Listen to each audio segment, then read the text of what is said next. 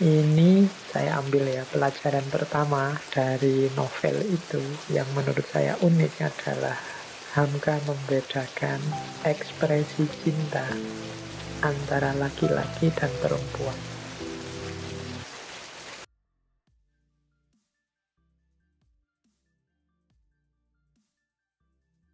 Coba kita lihat kalimat dari Zainuddin setelah dia dicueki oleh Hayati. Sahabatku Hayati. Ini yang saya sebut solusi ya. Setelah tidak nyambung dalam cinta, diposisikan sebagai sahabat. Tidak masalah, karena sahabat juga masih perhatian dengan pasangannya. Ingin kebaikan dan kebahagiaan belaka pada pasangannya. Tentang hubungan cinta sahabat antara dua orang. Boleh teman-teman kembali, dulu kita pernah belajar tentang filsafat pernikahan. Antara lain pendapatnya seorang Nietzsche bahwa bentuk cinta yang layak untuk naik ke level pernikahan adalah diawali dari persahabatan. Nah, ini kalimatnya Zainuddin. Sahabatku Hayati, bagaimanakah yang sebenarnya kejadian Hayati? Benarkah sudah ditutup perjalanan hidup kita?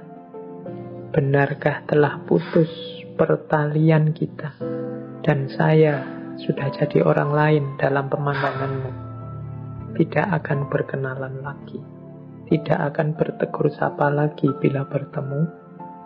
Benarkah bahwa peringatanmu padaku sehingga ini kertas hanya akan laksana peringatan seorang manusia atas mimpinya yang lama, yang telah dihapuskan oleh pergelaran masa dan pertukaran waktu?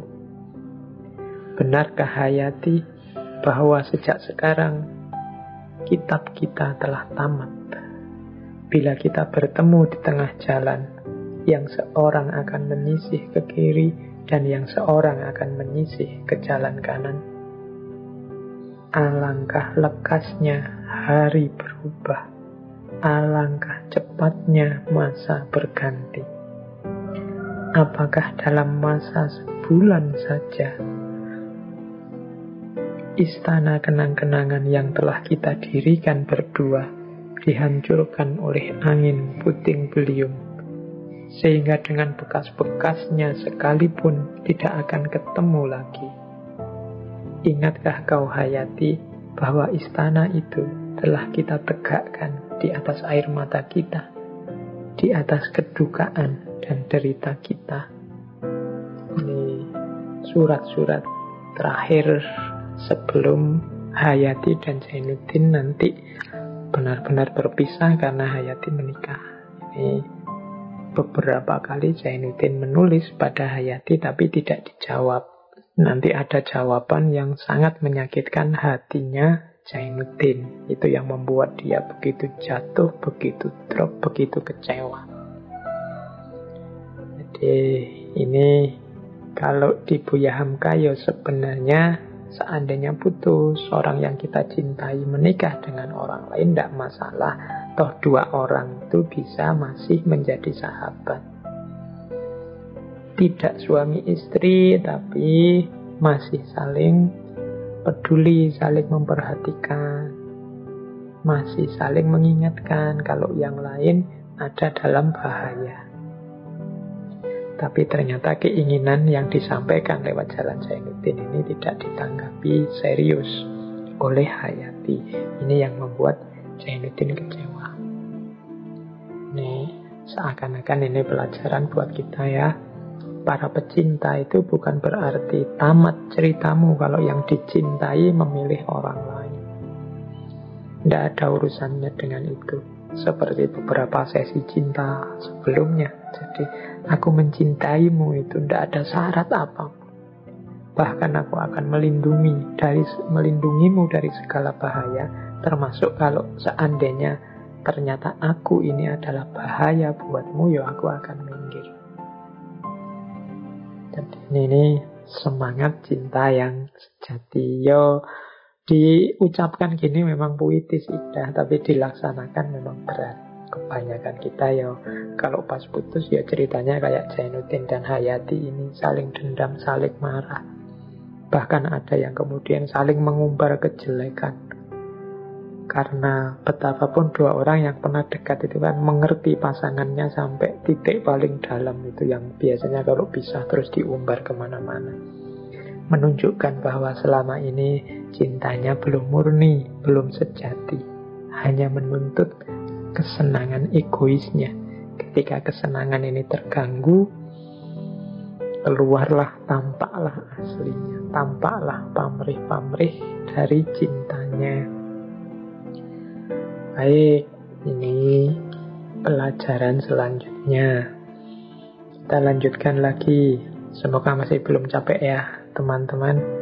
Tidak apa-apa, ini sesi cinta yang terakhir. Nanti silahkan setelah sesi bulan ini habis, yang ingin mendalami cinta boleh dirujuk sejak Romeo and Juliet di minggu pertama, dilanjutkan kemudian dengan Khalil Gibran, kemudian Khusro Shirin, dan tenggelamnya kapal Van der Wijk. Di situ nanti akan kelihatan pola-pola, model-model karakter cinta yang tulus, yang serius, yang seperti saya bilang tadi, dia melibatkan fitrah, melibatkan tantangan, melibatkan perjuangan, dan melibatkan pengorbanan. Selalu ada 4 ini. Yang pertama fitrah, ya cinta itu pastinya fitrah. Dia tumbuh, dia anugerah dari Allah. Tidak bisa dipaksa, orang tidak bisa pura-pura cinta. Kalau tidak cinta, tidak ada passion, ya tidak. Jadi dia ini fitrah. Yang kedua, selalu saja ada tantangan-tantangan. Nanti kalau ada waktu kita urai lagi tantangannya cinta itu apa saja. Dan yang ketiga, butuh perjuangan. Para pecinta yang tidak berani tantangan, malas melakukan perjuangan, jangan nangis kalau cintamu runtuh dan gagal. Dan yang terakhir, harus siap juga memberikan pengorbanan. 4 unsur ini menurut saya ada di semua cerita cinta yang kita gali bulan ini. Jadi fitrah, kemudian tantangan, kemudian perjuangan, dan yang terakhir pengorbanan. Pengorbanan bentuknya macam-macam, tapi di 4 novel ini pengorbanannya semuanya sampai puncak, yaitu mati bersama. Ya kalau kita tidak harus seperti itu, yang novel memang dibuat dramatis seperti itu.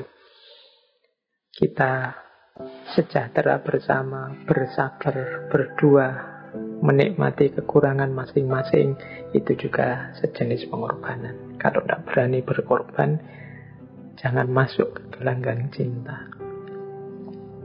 Nah, kita lanjutkan. Nah, setelah kecewa begitu dalamnya Jainuddin, sekarang kita belajar bagaimana cara mengatasi kekecewaan itu dalam cinta. Kalau di novel Tenggelamnya Kapal Van der Wijk, pelajaran untuk tidak terpuruk terlalu dalam saat patah hati itu keluar dari nasihatnya Muluk kepada Jainuddin. Ini menarik, ternyata yang bisa membangkitkan semangat seorang Jainuddin ini sahabatnya Muluk. Yang Muluk ini bukan orang terpelajar. Dia ini kalau memanggil Jainuddin itu guru. Gimana Pak Guru? Itu kalau di Jawa begitu. Nah, dia memanggil Jainuddin guru karena Jainuddin orang terpelajar dan juga di sana membantu mengajar. Nah, Muluk ini preman. Muluk ini sukanya yo hura-hura dengan teman-temannya yang muda-muda. Tapi dari mulutnya keluar beberapa kata-kata hikmah mutiara, dipinjam oleh Hamka untuk membangkitkan Jainuddin. Coba kita lihat apa antara lain kata-katanya Muluk. Ya kalau di novel panjang.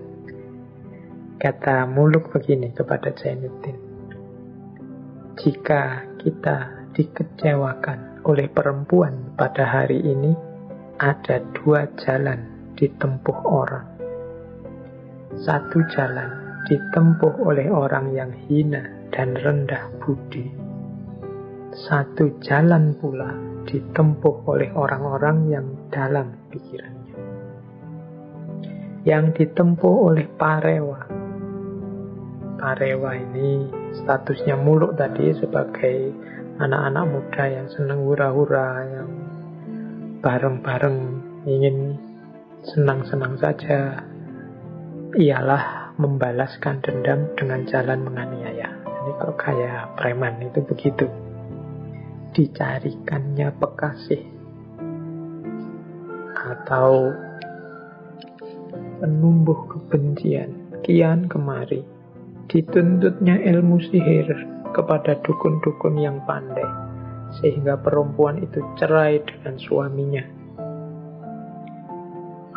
Cinta yang demikian namanya kekejaman. Dia menganiaya, bukan mengasihi, mementingkan kesenangan seseorang. Dan itu bukan budi dan cinta, tetapi nafsu yang serendah-rendahnya. Bukan begitu jalan yang ditempuh budiman. Jika hatinya dikecewakan, dia selalu mencari usaha menunjukkan di hadapan perempuan itu bahwa dia tidak mati lantaran dibunuhnya. Dia masih hidup dan masih sanggup tegak. Ini provokasi dari seorang Muluk untuk membangkitkan Jainuddin. Jadi kata Muluk, Tuan, orang patah hati itu jenisnya dua. Yang pertama, orang yang hina dan rendah budinya. Yang kedua, orang budiman. Kalau orang yang rendah dan hina, katanya Muluk itu, dalam dendam cintanya, dia ingin menghancurkan orang yang menyakitinya. Jadi di situ ilustrasinya mungkin nyari pengasihan, nyari ilmu sihir, nyari dukun-dukun, sampai perempuan itu benci dengan suaminya, bercerai dengan suaminya, berpisah dengan suaminya. Itu ilustrasi zaman itu ya. Kalau hari ini mungkin membuat fitnah-fitnah, membongkar-bongkar aibnya dan lain sebagainya. Seperti saya bilang tadi, orang yang bersama lama dan dekat itu kan biasanya ngerti aib-aibnya sampai detail. Orang jenis ini adalah orang yang hina, orang yang iri, orang yang dengki, orang yang hasut, tidak suka lihat orang lain gembira, bahagia. Ini orang hina, kata Muluk. Masa Tuan mau seperti ini? Wong sampean ini guru.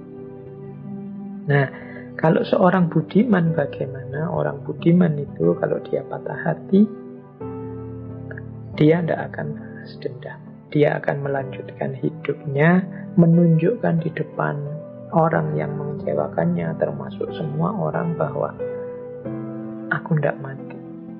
Aku masih hidup dan masih bisa tegak, masih bisa jaya. Jangan dikira sakit hati dan kecewa ini meruntuhkanku selamanya. Aku masih bisa bangun dan bangkit kembali. Ini nasihatnya Muluk. Selanjutnya ada kalimat begini dari Muluk. Lihat anak-anak muda zaman sekarang yang menangis terseduh-seduh minta belas kasihan perempuan. Mau dia berkorban, sengsara, hina, hanyalah mencari apa yang disebut orang cinta. Salah persangkaan yang demikian, hai guru muda. Cinta bukan mengajar kita lemah, tetapi membangkitkan kekuatan. Cinta bukan melemahkan semangat, tetapi membangkitkan semangat. Kalau itu benar cinta, mungkin gitu maunya Muluk. Yuk jangan merengek-rengek, terseduh-seduh minta dibelas kasihani. Cinta itu kekuatan. Kalau kita minta dibelas kasihani berarti cinta kita lemah. Cinta bukan melemahkan semangat, tapi cinta itu membangkitkan semangat. Kalau itu memang cinta sejati, bangkitlah. Tunjukkan kesejatian cintamu. Nah, itu mungkin kalimat-kalimat yang ingin disampaikan oleh Muluk kepada Jainuddin. Yo yang ingin menyampaikan yo Buya Hamka lewat mulutnya muluk untuk anak-anak muda yang dilanda patah hati. Buktikan cintamu sejati dengan semangat, dengan bangkit, dengan menunjukkan bahwa betapa kuatnya cintaku. Meskipun dikhianati, dikecewakan, tetap dia bisa bangkit, bangun kembali, tegak dan jaya. Ini kalau bahasanya hari ini mungkin ini provokasi dari Muluk kepada Zainuddin. Dan memang terbukti dari marah-marahnya Zainuddin ini akhirnya marah-marahnya Muluk ini Zainuddin kemudian sadar, bangkit lagi dan jaya. Pindah ke Jawa, di sana dia jadi penulis besar, punya usaha tunil, dihargai banyak orang. Ini awalnya dari nasihat seorang Muluk. Oke, ya paling tidak kita belajar dari Muluk tentang kecewa ya kecewa, patah hati ya patah hati, tapi jangan segitunya. Baik, itu pelajaran-pelajaran umum tentang cinta dari novel Tenggelamnya Kapal Van der Wijk. Masih ada beberapa, kalau bahasa saya, pelajaran sisipan. Ini pelajaran sisipan ini kalimat-kalimat yang di luar narasi utama tapi menarik untuk kita bahas. Ada hubungannya dengan cinta.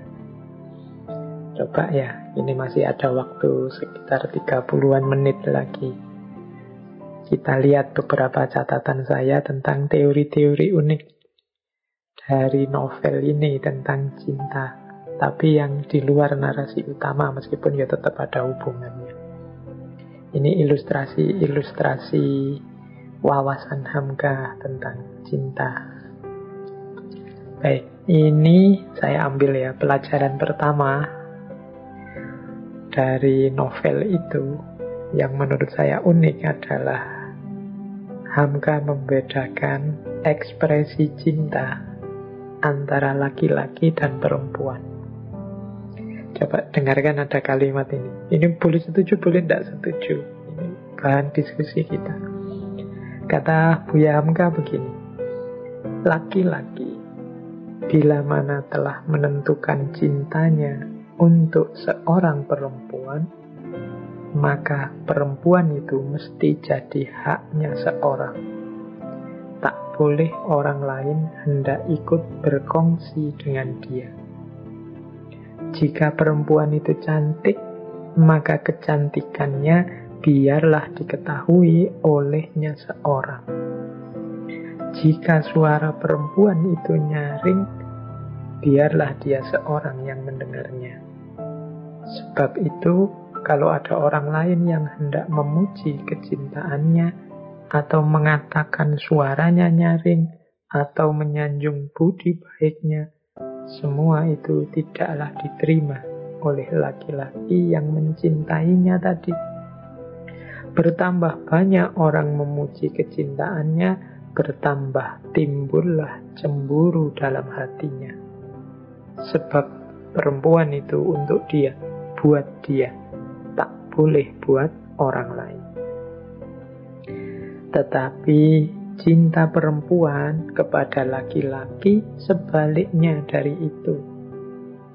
Laki-laki pada pemandangan perempuan adalah laksana dukuh emas yang tergelung di lehernya, atau gelang bertatah berlian yang melilit tangannya, perhiasan yang akan dibanggakannya kepada kawan sesamanya. Seburuk-buruk kecintaannya, akan lupa dia keburukan itu kalau laki-laki lain atau perempuan lain memujinya dekat dia, mengatakan dia seorang laki-laki yang tangkas, berbudi, ternama, termasyhur, dan lain sebagainya. Ini Hamka punya teori bedanya laki-laki dan perempuan saat mencintai. Kalau laki-laki sedang jatuh cinta, maka perempuan itu hanya milik dia. Tidak boleh dimiliki orang lain.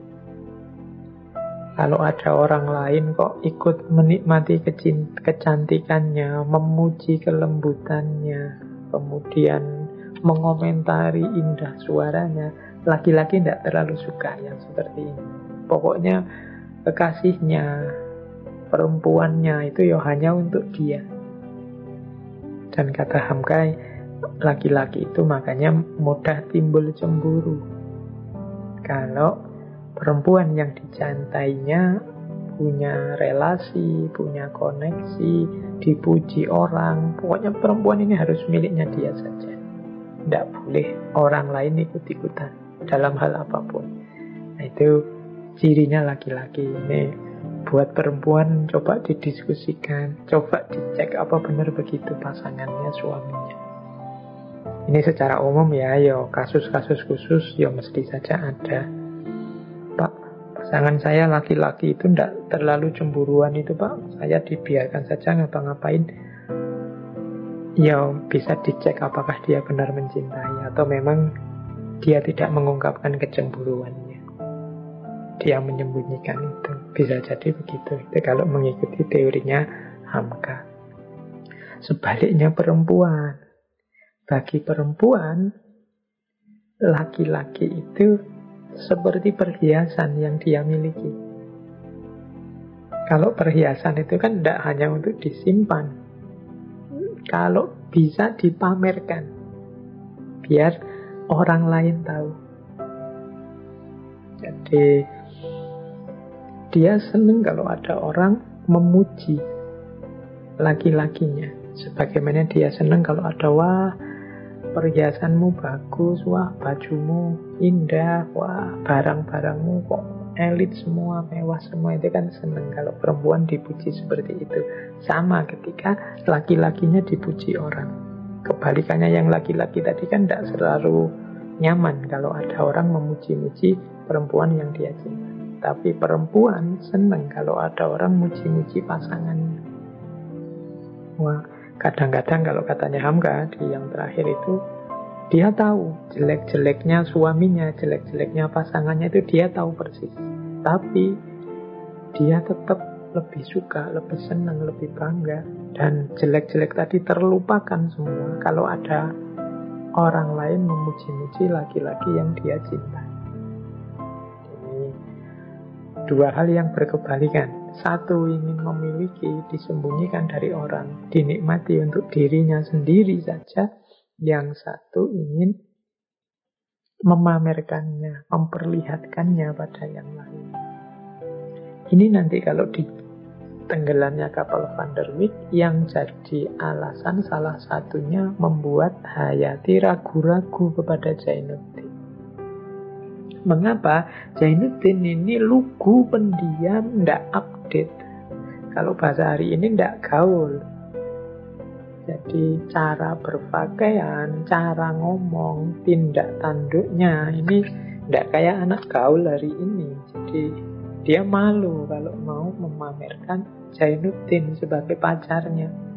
Dia takut diketawain orang lain. Zaman kayak gini kok milih pasangan begitu.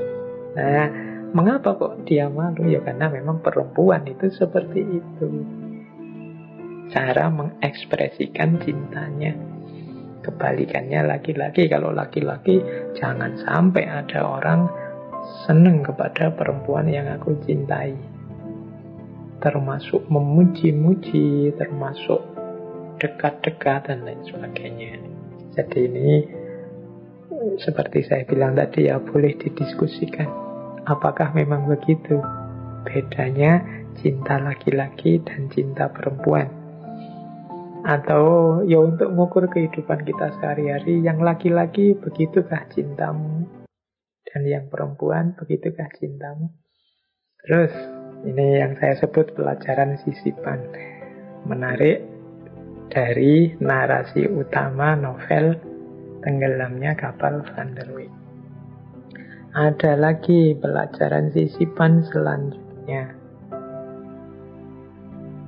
Kalau ini tentang cinta yang terlalu banyak mikir, terlalu banyak pertimbangan, sehingga akhirnya kesalip oleh orang lain. Ada kalimat begini: bagi setengah orang, mencari istri amat sukar dan payah, mesti bercinta-cintaan lebih dahulu. Bagi setengah orang, dipandangnya perempuan yang akan jadi istrinya itu laksana gunung tinggi yang payah mendaki, sehingga dia mundur maju hendak menyatakan pinangannya kepada perempuan itu atau kepada keluarganya. Padahal di pihak yang lain, perempuan senantiasa pula menunggu. Sehingga lantaran tunggu ketunggu, umur pun berjalan juga. Cita-cita habis di tengah. Tiba-tiba datang orang lain yang tidak banyak perhitungan, tidak banyak pikir, dia meminang lebih dahulu. Sehingga maksudnya langsung, dan yang mempunyai cita-cita tinggal menggigit jari. Ini pelajaran bagi yang terlalu banyak pertimbangan dan terlalu menunggu, terlalu sabar menanti. Sabar itu bagus, terlalu sabar tidak bagus. Cinta memang jangan kehilangan akal sehat. Berpikir harus tetap jernih, tidak boleh sembrono, perlu pertimbangan-pertimbangan. Tapi juga jangan terlalu. Terlalu lama berpikir, akhirnya serba ragu. Karena terlalu lama ragu, tidak maju-maju. Umur semakin bertambah, akhirnya ditikung orang. Ada yang nikung tengah jalan, tidak pakai mikir, langsung ngelamar. Orang tuanya yang nunggu-nunggu anaknya kok tidak ada yang meminang, ada yang ngelamar, ya diterima. Akhirnya nangislah dia. Bikin puisi, bikin syair, nyanyi lagu sedih. Yo, terlalu panjang berpikirnya, terlalu banyak pertimbangan. Ada yang bilang orang itu kadang-kadang kalau terlambat menikah biasanya tambah lambat, karena pertimbangannya tambah banyak, karena dia tambah dewasa, tambah pinter, mikir macem-macem. Kalau sudah nikah, mau dikasih makan apa, nanti aku cocok apa enggak sama dia. Dia sio apa, aku sio apa, dia yin apa yang, dia mikirnya tuh, akhirnya enggak maju-maju, ya wes, disalib orang, ditikung orang. Akhirnya nangis juga. Nah, ini pertimbangan juga ya untuk teman-teman. Mungkin yang sudah cukup umur, sudah punya andalan, ya pekerjaan tetaplah. Tidak harus yang sampai nunggu kaya raya, punya rumah, punya mobil sendiri. Kalau memang sudah ada calon, sudah ada yang bisa diandalkan, sama-sama punya rasa, tidak usah menunggu, jalan saja, menikahlah.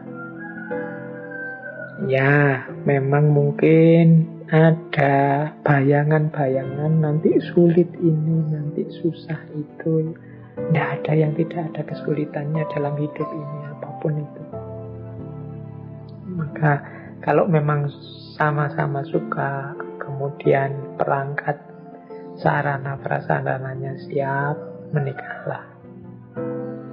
Kalau dalam agama itu kan ada, dulu saya jelaskan di sesi pernikahan, kapan seseorang wajib menikah, kapan seseorang sunnah menikah, tapi ada kalanya memang masih makruh, bahkan haram menikah. Ada situasi-situasi yang menuntut itu. Maka teman-teman, ya silahkan. Teori sudah banyak, tidak usah mikir sendiri yang terlalu jeli. Kalau memang sudah ada kecocokan, jalanlah, menikahlah. Ini juga menurut saya pelajaran sisipan. Jadi tentang pertimbangan dan penantian. Yang perempuan juga begitu. Ya, jangan terlalu sabar menunggu. Ingatkan terus, kalau kalian memang saling mencintai, untuk segera serius. Tidak hanya cinta-cintaan, tidak hanya sekedar WA-an tiap malam bilang I love you, I miss you terus-terusan. Menikahlah kalau memang sudah merasa mampu dan saatnya. Tidak usah nambah-nambah kewajiban yang tidak wajib. Nunggu lulus S3 dulu, nunggu punya mobil dulu, nunggu, tidak ada yang mewajibkan itu. Agama ada, tradisi, tidak ada yang wajib itu. Yang penting segala sarana prasarananya cukup, nanti tidak dianggap kalau menikah nanti dua-duanya sengsara karena belum punya pekerjaan tetap dan macam-macam. Kalau alasan-alasan yang elementer ini sudah beres, ya menikahlah. Khawatirnya nanti sudah serius-serius mempersiapkan karena terlalu lama, terlalu banyak pikiran, disalib orang, ditikung orang, akhirnya stres, depresi berkepanjangan, ketempuan lagi, susah lagi. Oke. Kan jodoh sudah ditentukan, Pak. Iya, tapi kan kita mengusahakan. Kalau memang tidak jodohnya, ya tetap nanti tidak nyambung. Tapi kan bukan berarti kita diam saja, menunggu saja.